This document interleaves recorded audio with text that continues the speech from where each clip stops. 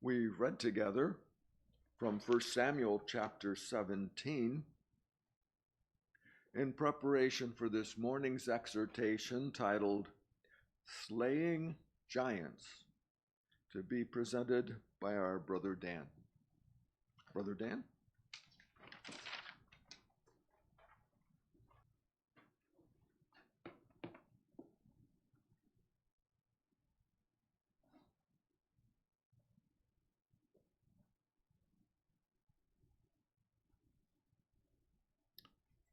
Good morning.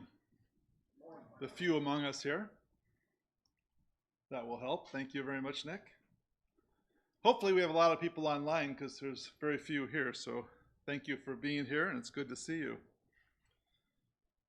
I got to tell you, this subject, I was inspired by two things. One was I went to Ann Arbor about 2 months ago, and the brother gave a talk on giants, actually, and I thought he had some interesting things to say, so I stole some of his ideas. But then I've also been listening to creationists who's been using the idea of giants against evolution.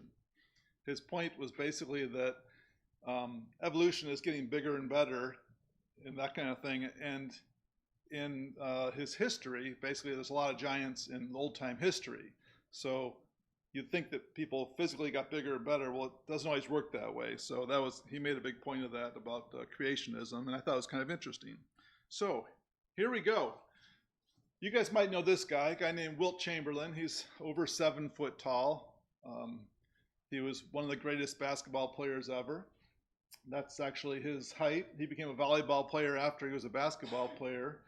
He was dominant. So in his day, he came into the NBA and really just dominated. So he was a kind of a particular personality in a strong way.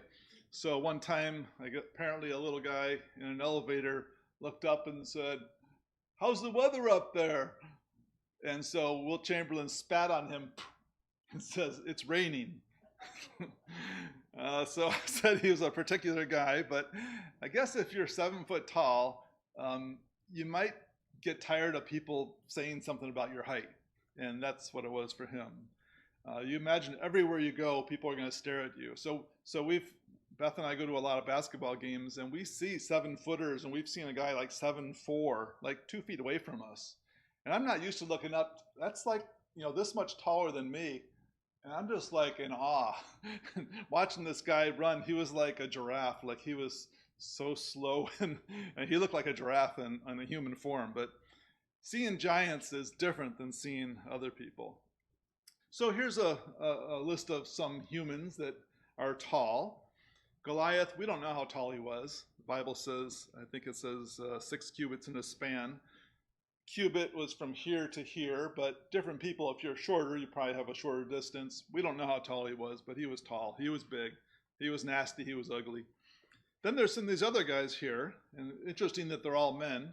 None of the women make the top list, but these people are all over 8 feet tall. So you imagine that's over 2 feet taller than me. Goliath would be 3 feet taller. That means probably the ceiling is about 9 feet here. That's a big guy. 8 feet, these are big people. So one of them died in the last 100 years, and the other one is still alive today. So giants exist, and they're alive and well. Give you a little pictorial. I like this picture of Goliath. He looks good. He looks like a movie star almost. The guy in the far right, he's over 8 foot tall. Can you believe it? The smallest guy is over 8 foot tall. So these guys are big, and that's kind of what they have in common. So one of them, this is the third tallest. His name's Robert Ladlaw. He's from Alton, Illinois. Beth might know where that is. 8'11". Can you imagine that? 8'11". This is literal, and this is in the last 100 years, so they knew it. It's not secret. And here he is by a couple of girls who are probably maybe 5 foot tall, and he's just literally a giant among men. So he died at only 22 years old. So sadly, we're going to learn that giants don't live very long. There's a giant in Ireland called Patrick Cotter. A little over 200 years ago. He lived to be 8'7". He died at 46 years old. And again, many giants die because basically the blood flow humans aren't made for blood flow to flow 8 and 9 feet tall. So it just doesn't flow as well, and the joints can't handle that kind of stress either. Another giant in Ireland, in fact, there's quite a few in Ireland. This one died at 33 years old. He was 8 foot tall, and the circus actually took him around and toured him as the Irish giant. And like all others, he died young. Another Irish giant named Charles Byrne. He's standing by 2 other giants. And these guys all had what's called a pituitary gland problem of gigantism. It makes you just keep growing and growing. It's a DNA, I guess you'd call it a defect or a mutation. And they tend to spread. So if you have it, it's not like you die and it goes away. Oftentimes they multiply and it carries on. There's many skeletons found in history of giants, some 7 feet, some 8 feet, and some bigger. This is a guy called the Serpent Mound skeleton. He's found in Ohio just over 100 years ago. He was 7 feet plus his shin and feet. They didn't have all his parts. So you imagine he's 7.5, 8 foot tall. And they thought, a lot of times there's skepticism about these people or whether it's really true or whether it's fake. Well, they found 3 other giants at this site that had double rows of teeth. Can you imagine double rows of teeth? I've had a lot of teeth problems in my life, and that sounds like a big problem, but that's what they did. Another giant here at Catalina Island, he was reputed to be over 9 foot tall. So he's discovered in 1919, and a lot of people didn't believe him. They thought it was a fake, but another German person found a skeleton over 8 feet nearby, and then they found several more over 7 feet tall. So giants are a real thing. Giants exist in history. They exist just in population. Here's one I was hoping Glory would be here. This guy looks like an elongated Glory to me. So elongated, of course, means stretched. So he's alive and well today, a 17-year-old kid from South Sudan. And if any Africans know, Sudan seems to have the tallest people. Some of the NBA basketball players have actually come from South Sudan. The Bulls had one. So right now he's 7'6" at 17 years old. It's just, can you imagine it? It looks like he weighs about 98 pounds.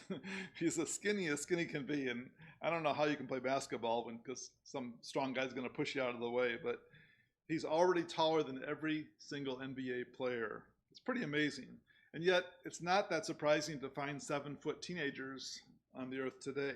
We don't know if this is just a recent thing or if it's from the past as well, but there's a lot of tall guys out there. Here's a teenager who is 7'9". He's a Canadian. Now he's playing basketball in California. Over 300 pounds, and he looks as skinny as anything. So when you're that big, that's just a lot of structure. So your blood's got to flow all these places, and your joints got to hold all this weight. So sadly, he's a lousy basketball player. Not even 1 point per game. Like, how can you not be better than that if you're 7'9"? But he's not. So somebody asked him one time, if you had superpowers, what would it be? And he said to be invisible. Thought that was kind of a sad irony, I think most of us, well, if you think about it, you'd probably relate to it. If you're that big, everyone's going to stare at you wherever you go, and they're just going to stop. So one time I was at one of our conventions, and we have a lot of odd things at our shows, but one time they had like a sumo wrestler, and this guy they basically brought him on the back of a little truck, and they wheeled him up and down through the aisles. He had to be, I don't know, he was like 600 or 700 pounds and just big everywhere. And he's wearing a sumo outfit. And wherever he went, everyone's conversation stopped and they stared. It's because you don't see things like this. So if you see someone 7'9", that's like 18 inches taller than me. That's more than I can even reach. Like, that is humongous. You're just going to be in awe. And, you're just going to ask questions, like, how's the weather up there? Which the person doesn't want to hear. Josephus, you might know, he's the Jewish historian. He's known to embellish his stories a little bit. But he did say this. He says, for which reason they removed their camp to Hebron. This is talking about the Israelites. And when they had taken it, they slew all the inhabitants. they were till then left the race of giants, who had bodies so large and countenances so entirely different from other men that they were surprising to the sight and terrible to the hearing. The bones of these men are still shown to this very day, unlike to any credible relations of other men. So the thought of giants has been around for a long time. We have more evidence today. We can see things, and our communications today helps us see things, but this has been going on a long time. So, what does the Bible say about giants? It actually says quite a bit. So, if you want to open your Bibles to Genesis 6:4, this is, I think, the first passage of giants. Start in the first part of Genesis 6, verse 1. It says about that when men began to multiply in the face of the land, and daughters were born to them, the sons of God saw the daughters of men, that they were beautiful, and they took wives for themselves, whomever they chose. Then the Lord said, My spirit shall not strive with man forever, because he also is flesh. Nevertheless, his days shall be 120 years. Verse 4, Genesis 6:4. The Nephilim were on the earth in those days, and also afterward, when the sons of God came in to the daughters of men, and they bore children to them. They were the mighty men who were of old, men of renown. So what do we know about Nephilim? Nephilim, we don't know a lot, actually. Nephilim were big, bad dudes.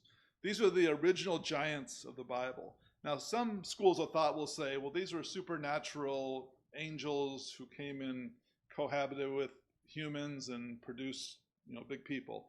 That's not what it's saying at all. Nephilim were a race. They were a famous people.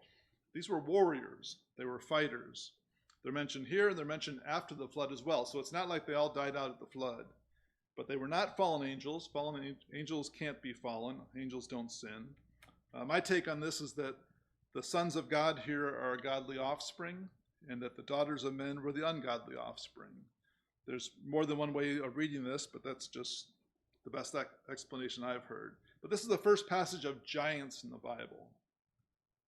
So look a little forward in Numbers 13. Numbers chapter 13. Numbers 13, verse 26. This will be the Nephilim again, reappearing. Numbers 13:26. They proceeded to come to Moses and Aaron and to all the congregation of the sons of Israel in the wilderness of Paran at Kadesh. And they brought back word to them and to all the congregation, and showed them the fruit of the land. Thus they told them and said, We went into the land where you sent us, and it certainly does flow with milk and honey, and this is its fruit. Nevertheless, the people who live in the land are strong, and the cities are fortified and very large. And moreover, we saw the descendants of Anak there. Amalek is living there. In the land of the Negev, and the Hittites and the Jebusites and the Amorites are living in the hill country, and the Canaanites are living by the sea and by the side of the Jordan. So Caleb stands up and he says, Oh, don't worry, guys, we can do it. But the bad ones gave a bad report in verse 32. They said, The land through which we have gone in spying it out is a land that devours its inhabitants. And all the people whom we saw in it are men of great size. We also saw the Nephilim, the sons of Anak, are part of the Nephilim. And we became like grasshoppers in our own sight, and so we were in their sight. So from this report, as we know, 10 out of the 12 spies gave thumbs down. They were faithless. They looked at the people. They were huge, and they were depressed and really wanted to run away. But Joshua and Caleb, these two were faithful. They said, with God's help, we can do it. And they were right. So, more giants in the land. There's a tall Egyptian mentioned in 1 Chronicles. We learn about Benaiah. He's one of David's mighty men.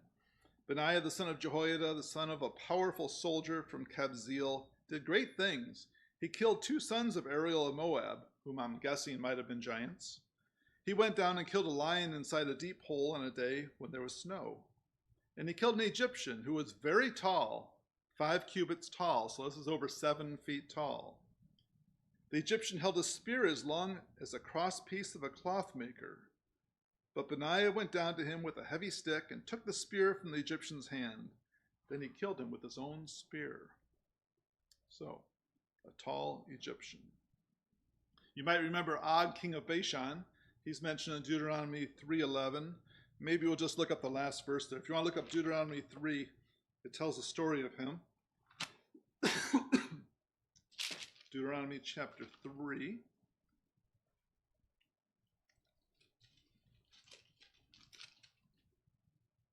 Deuteronomy 3:11, it says, "For only Og, king of Bashan, was left of the remnant of the Rephaim. Behold, his bedstead was an iron bedstead. It is in Rabbah of the sons of Ammon. Its length was 9 cubits, and its width 4 cubits by ordinary cubit." So his bed is like 6 feet by 13 feet. Huge. That doesn't say how big he was, but it says that his bed was huge. So we get the idea.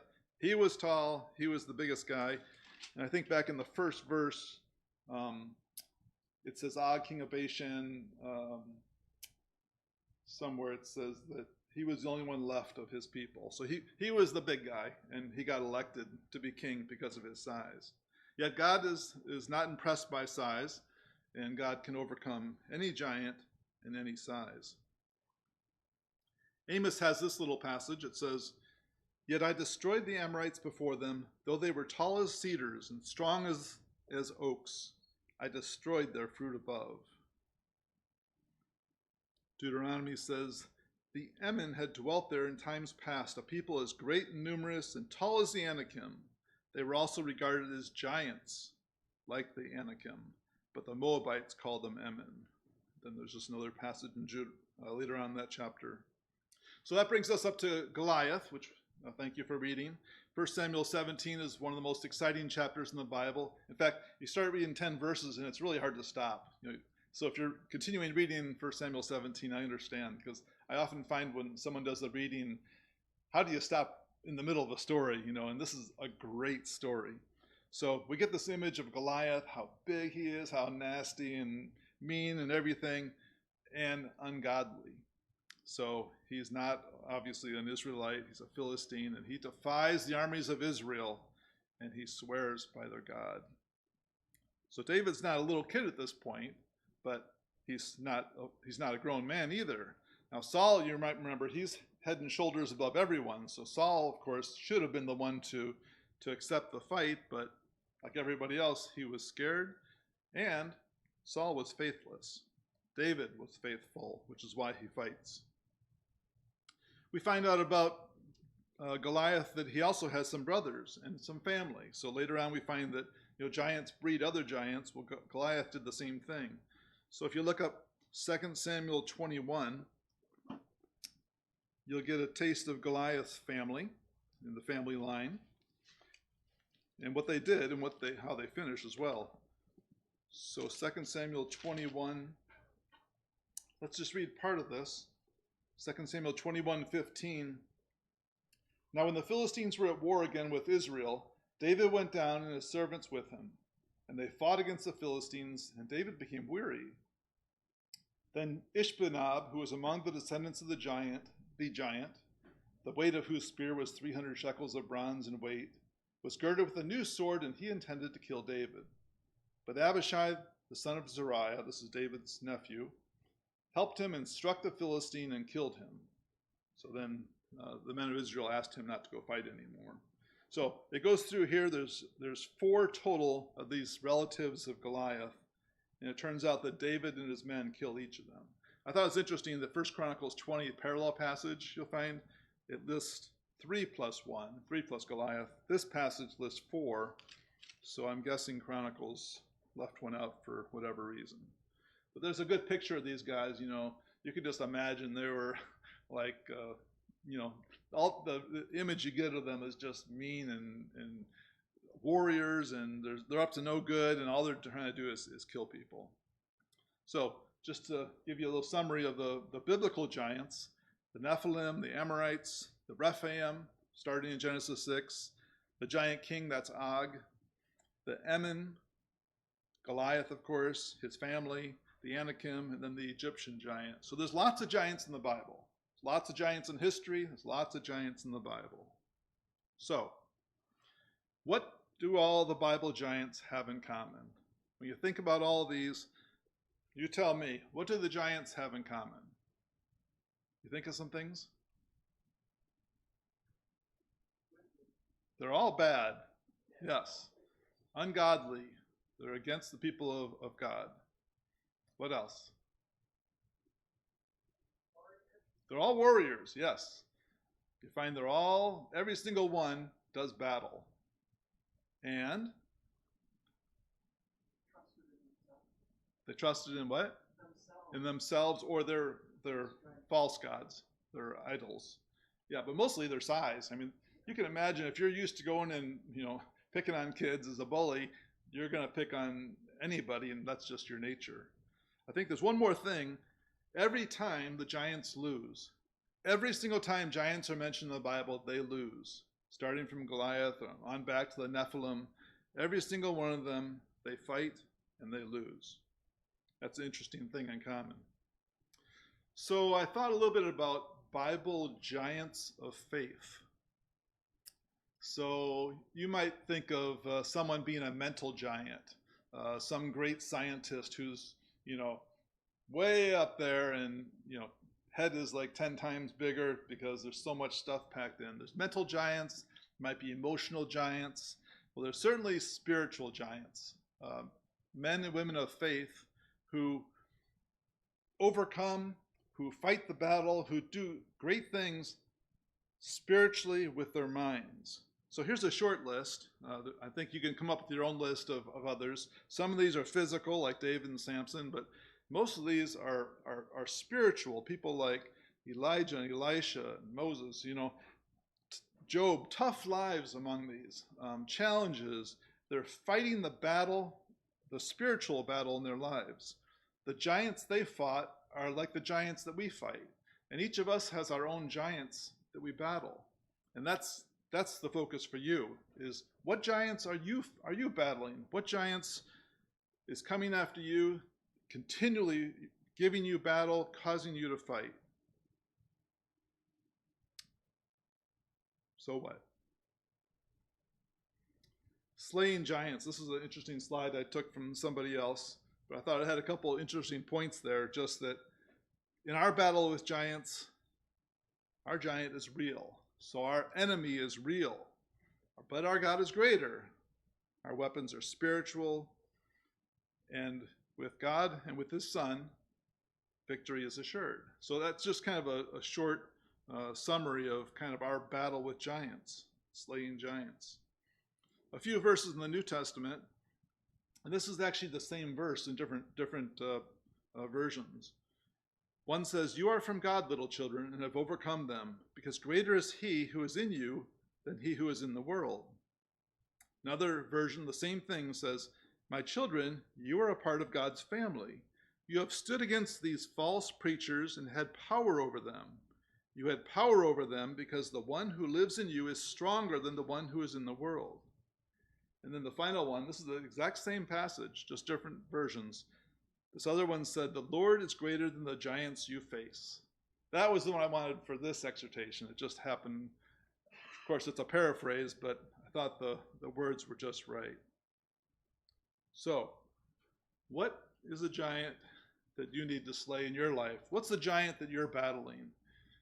Each of us has giants. So if you say, "Well, I don't have any giants in my life," well, maybe you do and you're not thinking about it. Or maybe you've already overcome your giant and you're on to something else. Maybe, of course, David, once he slayed the giant, he moved on to other things. And eventually he gets to be in the sweet psalmist and I think peace in his life. But it takes an awful long time to almost his deathbed till he gets there. So for you and me, what are our giants in our life? Here's a short list of some giants that we face. Is it our sinful thoughts? Is it our sinful actions? Some of us might have issues of anger that maybe only we know about, and it just consumes us. It overwhelms us. Maybe it's feelings of jealousy or envy or pride. Maybe it's hypocrisy or doubt or gossip or selfishness. Maybe it's things financial, like debt. Maybe it's marital things. Maybe it's anxiety, just feelings that you can't explain. Everyone has giants, and they could be spiritual giants or other kind of giants that relate that affect your spiritual life. So our spiritual life is not always here in a box, and this part of the box, my work's over here, and my other group's over here. Our spiritual life is a big box. It encompasses all these things. So for you, this is your exhortation. What is the giant in your life, and how are you going to slay it? So slaying it requires a lot of things.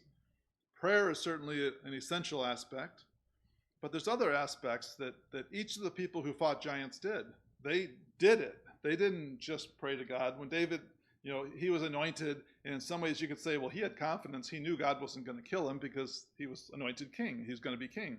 So he had that confidence, but his faithfulness enabled him to go and fight the battle. He still had to go fight the battle. So when we fight our giant, we still have to have a plan. We still have to do something. So if I'm an alcoholic, I'm going to have to do something, whether it's go to AA or whether it's find a friend that can help me or take a vow or whatever it is. There's going to be some practical things that each of us needs to do to slay our giants. So that's my exhortation for you today, is to think about what your giant is and think about how to slay it. 1 John says, "For all that is in the world, the lust of the flesh and the lust of the eyes and the pride of life, is not of the Father, but is of the world." That's the giants we face. Lust of the flesh, lust of the eyes, and the pride of life. These are the big three giants that everybody faces. Take a look at Ephesians 6, if you would. Ephesians 6 gives us kind of the groundwork for what are our weapons of war we're going to fight this giant with. Ephesians 6, you probably recognize the warfare language.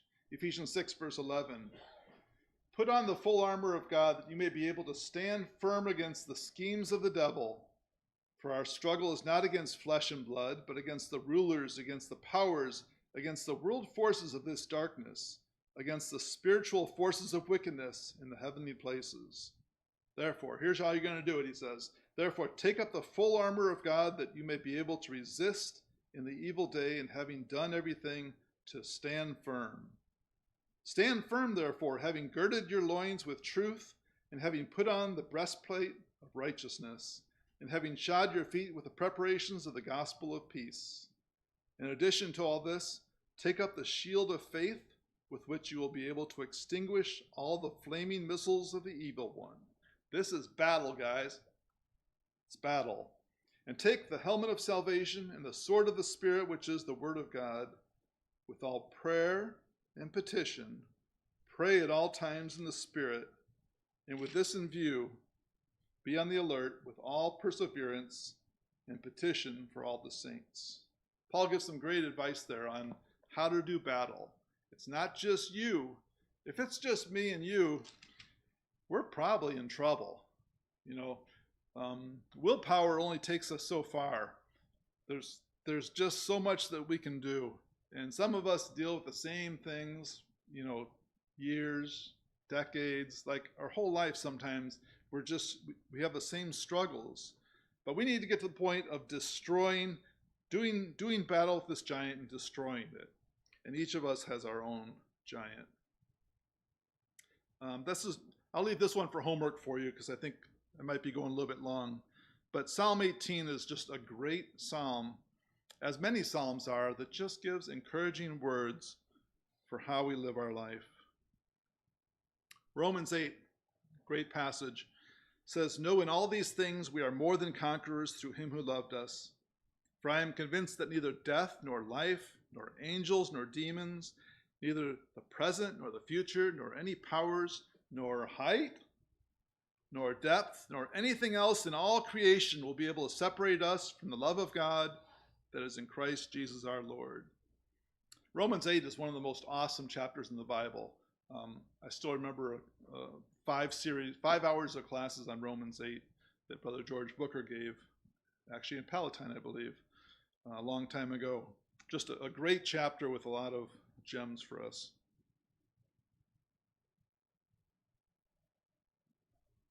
Revelation, Jesus says this, "Behold, I stand at the door and knock. If anyone hears my voice and opens the door, I will come into him and dine with him, and he with me. To him who overcomes, who does battle, who takes on the giant, who overcomes, I will grant to sit with me at my throne, as I also overcame and sat down with my Father on his throne." So, Jesus set the example for us. He destroyed giants. He destroyed a big giant. So Hebrews 2:14 says, "He destroyed the giant. Therefore, since the children share in flesh and blood, he himself likewise partook of the same, that through death he might render powerless," my version says, or that he might destroy him who had the power of death, that is the devil. So Jesus, through the cross, destroyed the devil and gave the way for us. In a final passage from Jesus, final words, his words he gave just before he was to be on the cross within hours. He said, "A time is coming, and in fact has come, when you will be scattered, each to your own home. You will leave me all alone. Yet I am not alone, for my Father is with me. I have told you these things, so that in me you may have peace. In this world you will have trouble, but take heart, take courage. I have overcome the world." Jesus destroyed the giant. So I'm going to play you a little song now. I'm going to leave you with this. It's about giants and about David and the giant, but think, as you hear this, think about the giant in your life and how God will help you overcome.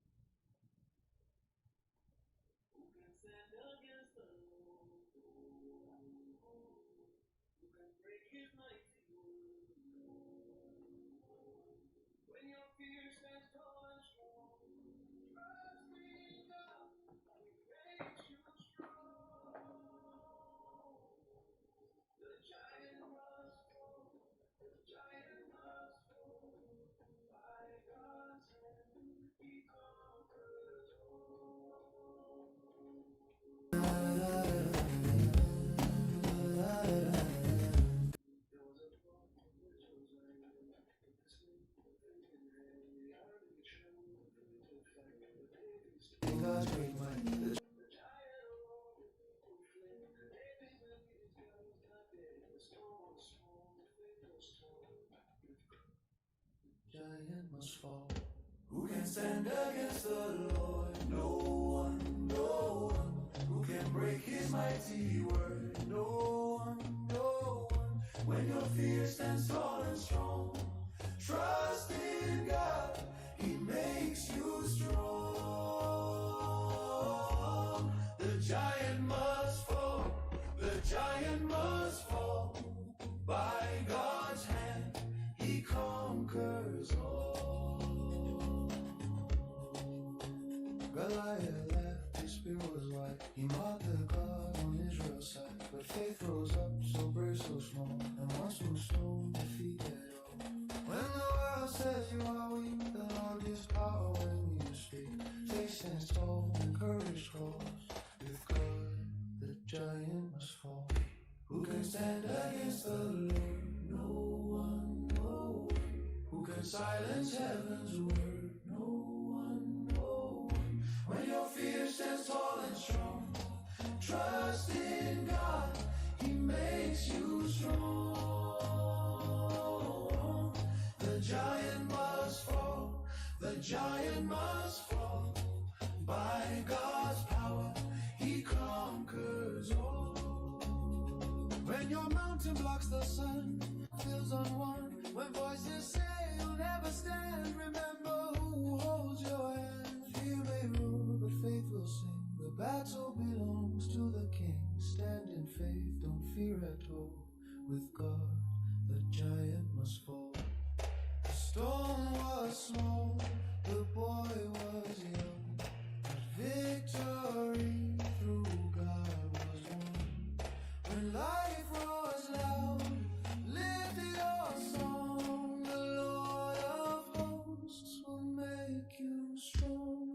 stand against the Lord.